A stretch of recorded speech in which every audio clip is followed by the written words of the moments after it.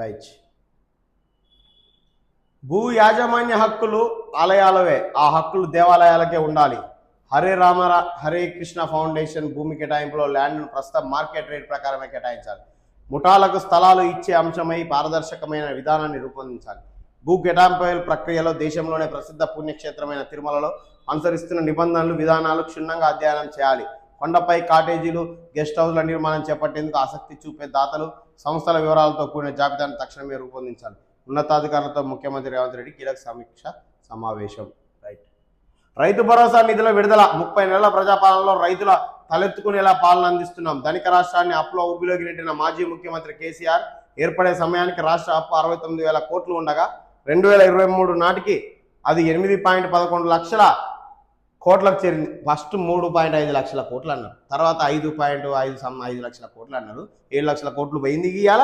మరి వీళ్ళు చేసిన 1.5-2 ఏం కలుపుకుర్రో 8 లక్షల కోట్లు అనేది ముచ్చట వచ్చేసింది ఫైనల్గా. అది కల్వకుంట్ల కుటుంబం చేసిన అప్పులు తప్పుల భారం తమ ప్రభుత్వం భరిస్తోంది. బకాయిలు పెట్టింది బకాసురుడి కట్టె పాపం మాక. ఢిల్లీ నుంచి గల్లీ వరకు తెలంగాణ పరువు తీశారు సీఎం రేవంత్ రెడ్డి. ఇదా రైతును నిధులు వేస్తామని సభ పెట్టి ఇది చేయాల్సింది ఏంది? ఈ రోజు పెరుగుకుంటూ పోతుంది. అదేందో నువ్వు 10 ఏళ్ల పాలన అది అయిపోయింది, కానీ 2.5 ఏళ్లలో అప్పు పెరుగుకుంటూ పోతుంది వాళ్ళది. వాళ్ళు చేసిన అప్పు 3 లక్షల 4 లక్షల కోట్ల అప్పు అన్న కాంచెల్లి 5 లక్షల కోట్లకు పోయింది, 6 లక్షల కోట్లకు పోయింది, 7 లక్షల కోట్లకు పోయింది. ఇప్పుడు ఫ్రెష్గా 8 లక్షల కోట్లకు వచ్చిందట వాళ్ళ అప్పు. అదేంది? వాళ్ళు గత 2.5 ఏళ్ళుగా ప్రభుత్వంలో లేరు, ఇదే 8 లక్షల కోట్లు అప్పు చేసిరని మరి 2.5 ఏళ్ళ కింద చెప్పిరా? అయ్యా ఎంత అన్నారు మీరు అప్పది? అరే పబ్లిక్ డొమైన్లో మనం మాట్లాడిన మాటను మళ్ళీ మనమే రివర్స్గా మాట్లాడితే రేపు అది పక్కనేసి మరి ట్రోల్ చేస్తారు అన్న ఆలోచన ఉండక్కర్లే. అడ్డంగా దొరికే ప్రయత్నం చేస్తారు, ఎందుకో అర్థం కాదు. కాంగ్రెస్ ప్రభుత్వం అబద్ధాల రాజకీయాన్ని నడుపుతుంది. తెలంగాణలో కౌంటౌన్ ప్రారంభమైంది. 6 గ్యారంటీల్లో ఒక్క హామీని అమలు చేయలేకపోయారు. స్థానిక సమస్యలను పట్టించుకోకుండా ఢిల్లీ దర్బార్ సంతోషపెట్టడానికి ఎక్కువ ప్రాధాన్యం. మత ప్రాతిపదికన రిజర్వేషన్లకు బీజేపీ పూర్తిగా వ్యతిరేకిస్తుంది. బీజేపీ నాయకత్వంకు తెలంగాణ ప్రత్యేక మిషన్. 2022 తెలంగాణలో విజయం బీజేపీదే. బీజేపీ జాతీయ అధ్యక్షుడు నితిన్ నవీన్. ఇక వాళ్ళదో కథ. ఈ బీజేపీ ఆయన వస్తాడు, బిర్రా మోటివేట్ చేసిపోతాడు కార్యకర్తలను. ఈ కార్యకర్తలు ఎట్టనైనా చేయాలరా పని అని ఇటు గ్రామ స్థాయి నుంచి ఇటు రాష్ట్ర స్థాయి వరకు ఉన్న జెన్యూన్ కార్యకర్తలు ఆహార నిశలు కష్టపడతారు. ఈ కాంగ్రెస్ వాళ్ళు బీఆర్ఎస్ వాళ్ళు అన్న కష్టం ఏదైనా స్టాటస్లకో లేకపోతే వ్యతిరేకంగా వాళ్ళకి ఏదైనా మాట్లాడినప్పుడు అంత బీజేపీ అయినా మాత్రం అసలు క్షణం కూడా ఆలోచించే పరిస్థితి ఉండదు. ఎమ్మడే రప్పున ఉడుకుతుంది రక్తం. వాస్తవానికి కార్యకర్తలో ఉండాల్సిన లక్షణాలు అయ్యే. ఇక వాళ్ళు చాలా సిన్సియర్గా ఉంటారు బీజేపీ కార్యకర్తలు అనేటోళ్ళు. ఇటు దేశభక్తి ఉంటుంది వాళ్ళకు. ఈ ఆర్ఎస్ఎస్ కొద్దిగా ఏమంటారు ఆర్ఎస్ఎస్ భావాలు ఉంటాయి. కానీ ఇక ఈ రాష్ట్ర స్థాయిలో ఉన్న నాయకులు ఏం చేస్తారు?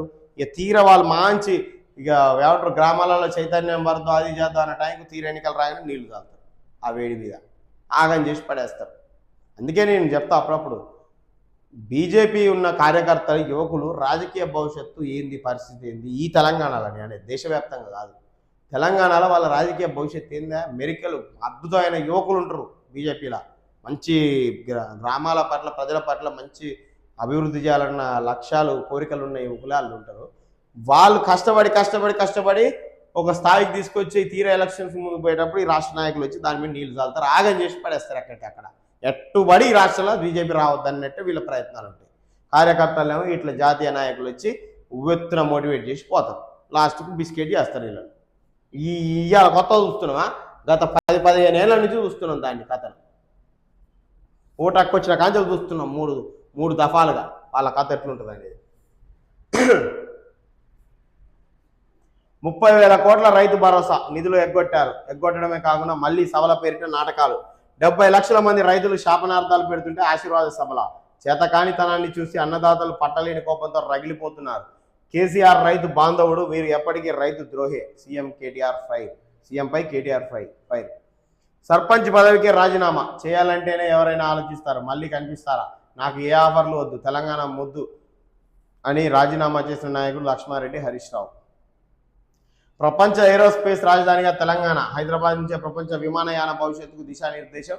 గ్లోబల్ ఏరోస్పేస్ దిగ్గజాలకు మంత్రి ఉత్తమ్ కుమార్ రెడ్డి ఆహ్వానం. వరంగల్, ఆదిలాబాద్ ఎయిర్పోర్ట్ల పనులు త్వరలో ప్రారంభం. కొత్తగూడెం విమానాశ్రయానికి త్వరలో green signal. Made in Telangana ఇప్పుడు ప్రపంచ అత్యాధునిక యుద్ధ విమానాల్లో ఎగురుతుంది. మంత్రి కెప్టెన్ ఎన్ ఉత్తమ్ కుమార్ రెడ్డి. ఇది కథ. తెలంగాణను ఇబ్బంది పెట్టాలన్నదే కేంద్రం ఆలోచన. ఎరువుల తయారీ సరఫరా కేంద్రం పరిధిలోని అంశం. ఎరువుల సరఫరా జాతీయ జనతా పార్టీ బాధ్యత. తెలంగాణలో ఉన్న ఎరువుల ఫర్టిలైజర్ ఫ్యాక్టరీని తెలంగాణ రాష్ట్రానికి అప్పగించాలి. పొన్నం ప్రభాకర్. ఇక అన్నీ అప్పగించి వీడి వరకు వచ్చింది పట్టరాదు కథ. అరుణాచల్ ప్రదేశ్లో చైనా చొరబాట్లు. ఎలాంటి వాస్తవం లేదు. తోసిపుచ్చిన భారత సైన్యం. విద్యార్థుల ఫీజుల వసూళ్లపై హైకోర్టు స్టే కొనసాగింపు. రియంబర్స్మెంట్కు సంబంధించిన పిటిషన్లపై విచారణకు తెలంగాణ హైకోర్టు వచ్చే జూలై 6వ తేదీకి వాయిదా వేసింది. ఈ కేసులో గత విచారణ సందర్భంగా జారీ చేసిన మధ్యంతర ఉత్తర్వులు అప్పటి వరకు.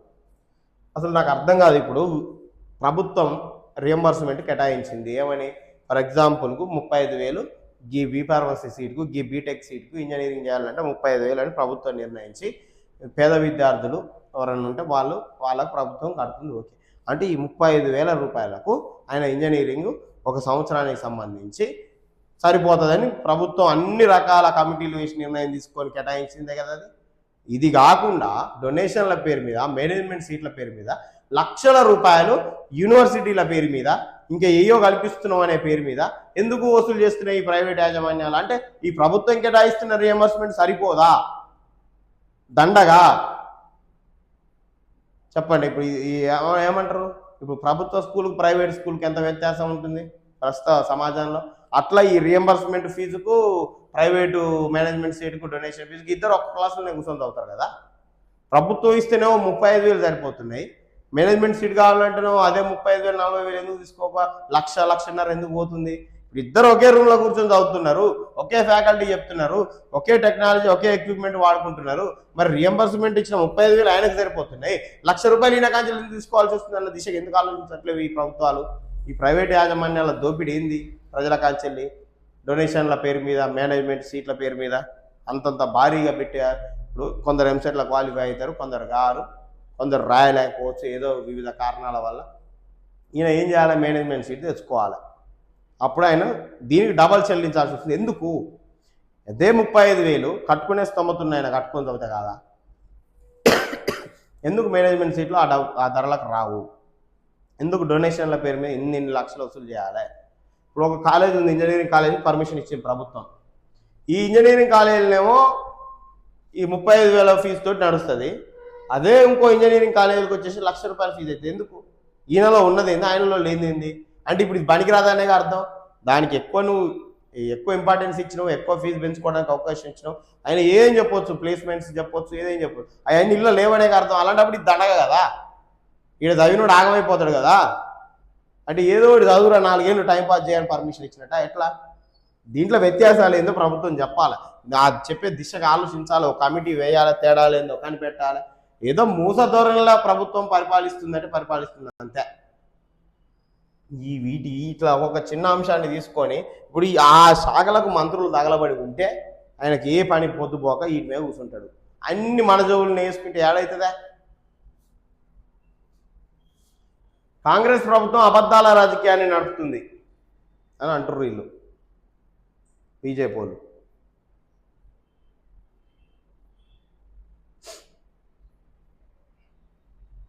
హన్మకొండలో ఆదివాసీ మహిళల ఆత్మీయ సమ్మేళనం ఉంటారు. ఇంటింటికి ఎన్యూమరేషన్ ఫారంలో అందజేత తగు సూచనలు సలహాలు చెప్తున్నారు.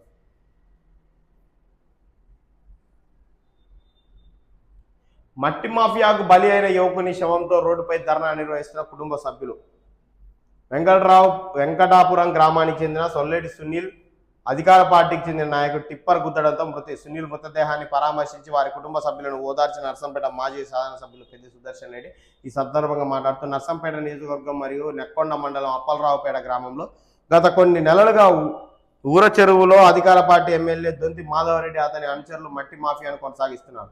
దీనిపై ఉన్నత అధికారులకు పలుమార్లు ఫిర్యాదు చేసిన నీరెత్తనట్టు వ్యవహరిస్తున్నారు. సునీల్ హత్య ఇది ముమ్మాటికి ప్రభుత్వ హత్యే. స్థానిక ఎమ్మెల్యే దొంతి మాధవరెడ్డి దీనికి నైతిక బాధ్యత వహించాలి. అధికార పార్టీ నాయకులు మట్టి దందా మొరం ద్వారా చేస్తూ రోడ్డుపై వెళ్తున్న వారిని ఇలానే గుద్ది చంపుతారా? ఇదేనా ప్రజాస్వామ్యం అంటే అని ఇయ్యాల కాదు, గత కొన్ని రోజులుగా ఈ నడుస్తూనే ఉంది దీని మీద. మరి ఎందుకని ఇప్పుడు ఆ మొరం మట్టికి సంబంధించిన దందా నడుస్తుందని ప్రతిరోజు పేపర్లో చూస్తుంటే దీన్ని ఎందుకు స్పందించట్లేరు, ఏందనేది ఎందుకు ఎంక్వైరీ చేయట్లేరు?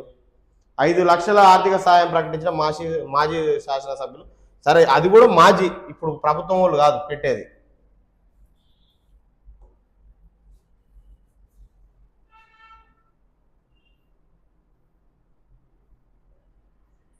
2 హత్య కేసుల్లో నిందితులకు యావజ్జీవ శిక్షలు. ఇన్స్పెక్టర్ ఆర్ సంతోష్ దర్యాప్తు, కమిషనర్ ప్రత్యేక ప్రశంసలు. పటిష్టమైన దర్యాప్తుతో నిందితులకు శిక్షలు, ప్రతిభ గుర్తింపుగా నగదు బహుమతి.